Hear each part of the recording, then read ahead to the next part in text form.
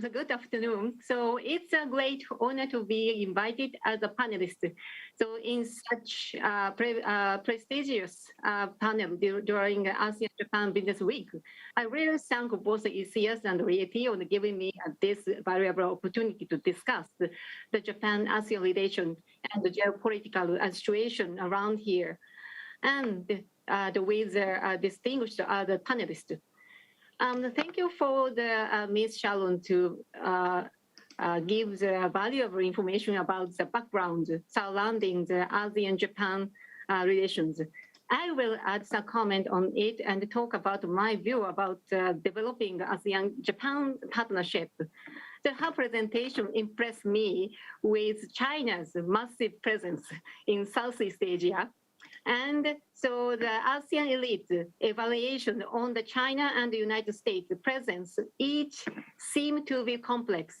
So because that they are a mixture of the concerns and the expectation.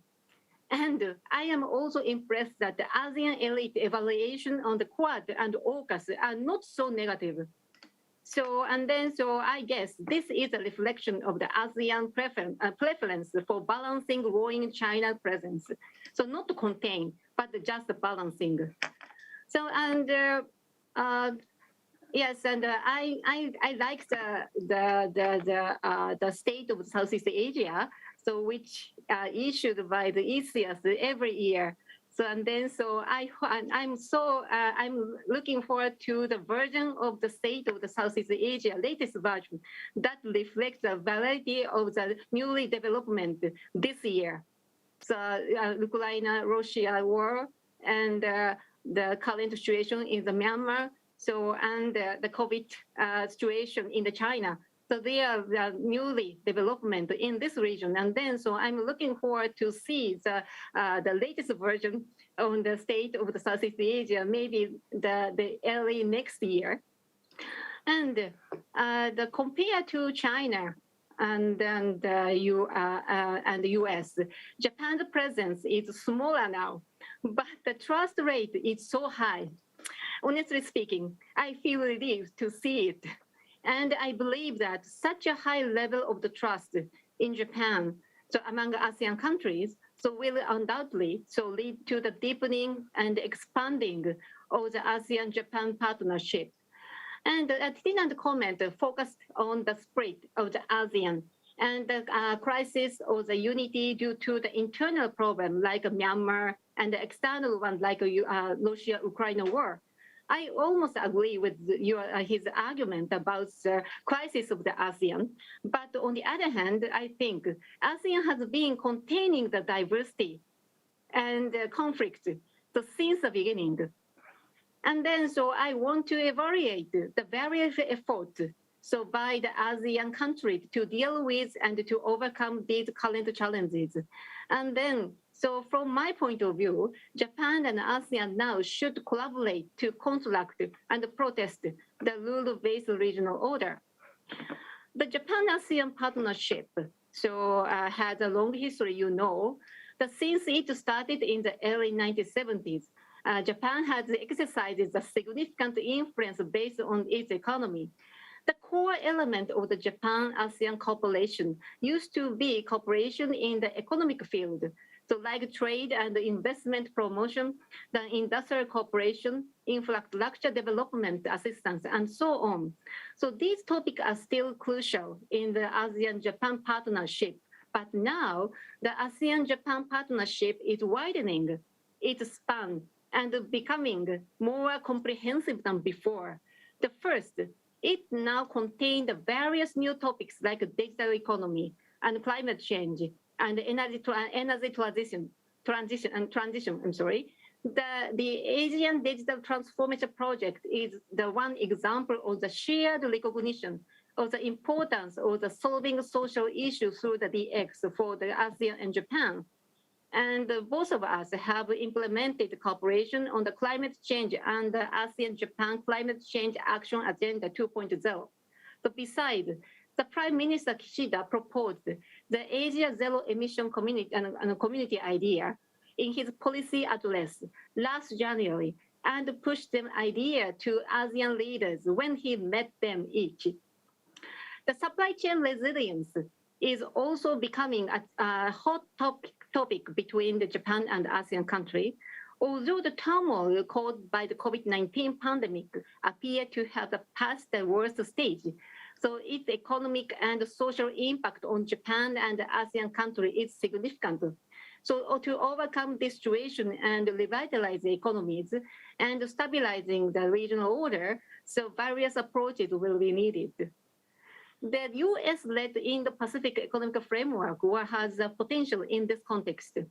The IPEF is composed of the 4 pillars, you know, and Japan and the 7 ASEAN countries have joined it, so including Thailand and Singapore. So, and many analysts doubt the effectiveness of this framework, so because it lacks the market access element. However, but IPEF could provide us with a forum in which we can examine the new and important topics beyond the market access and collaborate in the making a high standard rule about them. Then we should use it so to do that.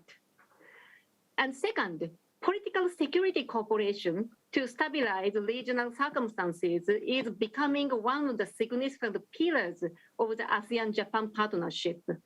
We have already started the strategic partnership and set 5 strategies in the 2011. At the top of the list is the strengthening of political security cooperation. Since then, political security cooperation rapidly expanded and deepening.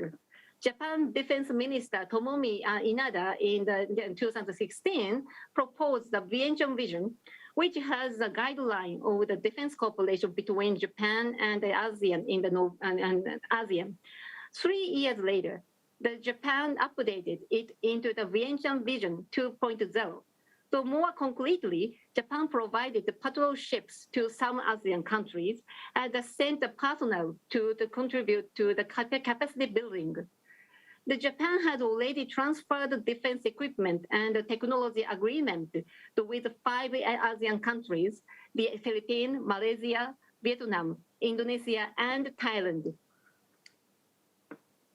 Well, yes, the third, the ASEAN-Japan partnership, which is now being pursued comprehensively, is now aiming at constructing and strengthening the rule-based new regional order.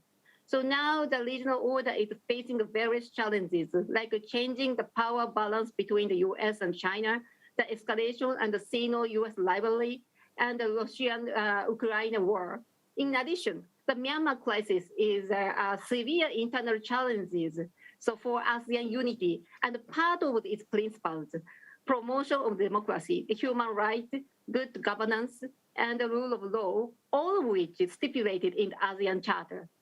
The negative impact of the COVID-19 pandemic are still serious issues of stabilizing domestic and international situation. In addition, so with the economic development, so the ASEAN also face such problems as a middle power trap, widening inequalities, and including environmental burdens, some of which have been exacerbated by the COVID-19 pandemic. And Japan is no longer the largest economy in the region, as it once was facing a serious problem like a low growth economy and aging society. Against the backdrop, ASEAN and Japan should now enhance the equal partnership to overcome these external and internal challenges. To this end, it's all the more important to promote the mutual understanding, where we closely exchange view and share the perception on what kind of the regional order is desirable for us. So the equal partnership and mutual understanding are not the new words. The 1977 Fukuda Doctrine already advocated the establishment of the equal partnership and the promotion of the mutual understanding between Japan and the ASEAN. But at that time, Japan had to dispel the ASEAN countries' distrust of Japan and convince the ASEAN countries that Japan was no longer a threat. But the situation now drastically changed. And our common theme is to promote equal partnership to deal with less predictable internal and external situation in the Indo-Pacific. So now we have advanced collaboration between the ASEAN outlook on the Indo-Pacific and the free and open Indo-Pacific. This collaboration shows we are sharing a regional vision to aim at. We have to upgrade the level of the vision sharing in this context. The effort to newly expand mutual understanding is so vital. So I will end my talk here for now. Thank you for your listening to my presentation. Thank you.